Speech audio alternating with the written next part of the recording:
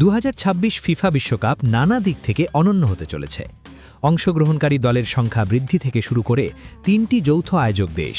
39 দিনের এই টুর্নামেন্টটি ফুটবল ইতিহাসের সবচেয়ে বড় আসর হতে যাচ্ছে। এবারের বিশ্বকাপে দর্শক ও খেলোয়াড়দের অভিজ্ঞতা আরও উন্নত করতে প্রযুক্তির এক দারুণ সমন্বয় দেখা যাবে। চলুন জেনে নিই দর্শকদের চমকে দেওয়ার মতো 2026 বিশ্বকাপের কি নতুন সংযোজন হতে যাচ্ছে। 1. সেন্সারযুক্ত ম্যাচ বল দিয়ে এবারের খেলা হতে যাচ্ছে। যুক্তরাষ্ট্র, মেক্সিকো ও কানাডায় অনুষ্ঠিত হব 2026 বিশ্বকাপের অফিসিয়াল ম্যাচ বলের নাম দেওয়া হয়েছে ত্রিয়ন্দা, স্প্যানিশ ভাষায় যার অর্থ 3টি তরঙ্গ।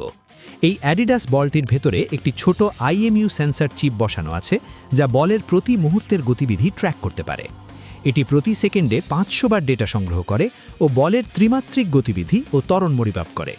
এটি রিয়েল টাইমে ভিডিও অ্যাসিস্ট্যান্ট রেফারি সিস্টেমে নিখুঁত ডেটা পাঠায়, যা রেফারিদের দ্রুত অফসাইডের সিদ্ধান্ত নিতে সাহায্য করবে। 2. AI সমৃদ্ধ 3D প্লেয়ার অ্যাভাটার থাকছে এবার।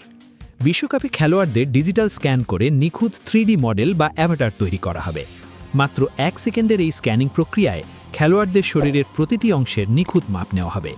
সুবিধা: কৃত্রিম বুদ্ধিমত্তা চালিত এই অবতারগুলো সেমি অটোমেটেড অফসাইড প্রযুক্তিকে আরও নিখুঁত করবে। খেলোয়াড়রা দ্রুত গতিতে দৌড়লে বা একে অন্যের আড়ালে চলে গেলেও সিস্টেমটি তাদের সঠিকভাবে ট্র্যাক করতে পারবে।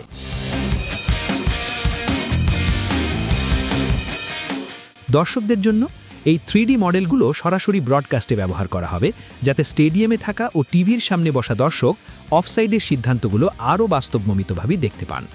রেফারি বডি ক্যামেরাও এছাড়া মাঠের ভেতরের আসল আমিজ দিতে সবকটি 104টি ম্যাচেই রেফারিদের গায়ে বডি ক্যামেরা ব্যবহার করা হবে। 3. স্টেডিয়ামে থাকছে রোবট কুকুর। অপরাধ দমন এবং নিরাপত্তা বজায় রাখতে মেক্সিকোর পুলিশ এবার আসল কুকুরের পাশাপাশি রোবট কুকুরের সহায়তা নেবে।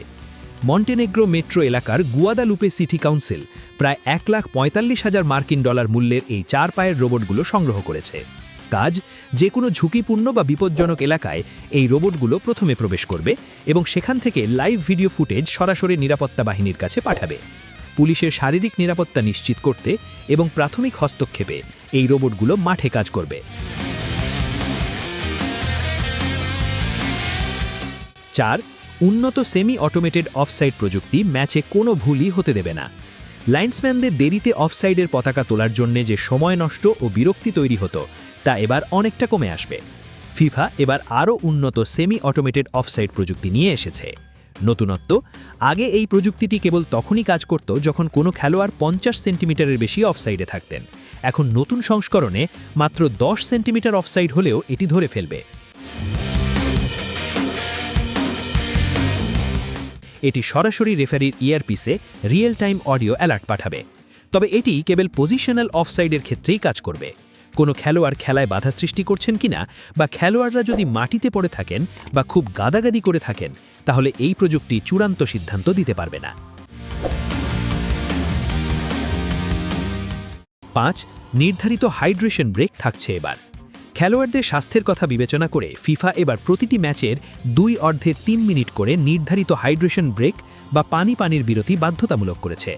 নিয়ম: আবহাওয়া কেমন বা স্টেডিয়ামে ছাদ আছে কিনা তা বিবেচনা না করেই প্রতি অর্ধে ম্যাচের 22তম মিনিটের কাছাকাছি সময় এই বিরতি দেওয়া হবে। হুইসেল বাজার পর থেকে পুরো 3 মিনিট এই বিরতি চলবে। তবে 20 বা 21তম মিনিটে কোনো খেলোয়াড় ইনজিওর্ড হয়ে রেফারি পরিস্থিতি বুঝে সিদ্ধান্ত নেবেন। আপনার কি মনে হয়, এবারের বিশ্বকাপের এত আয়োজন কি দারুণ এক বিশ্বকাপ উপহার দিতে যাচ্ছে? জানাতে পারেন কমেন্ট বক্সে। লাইক ও সাবস্ক্রাইব করুন স্পোর্টস বাংলা আপডেট। ধন্যবাদ।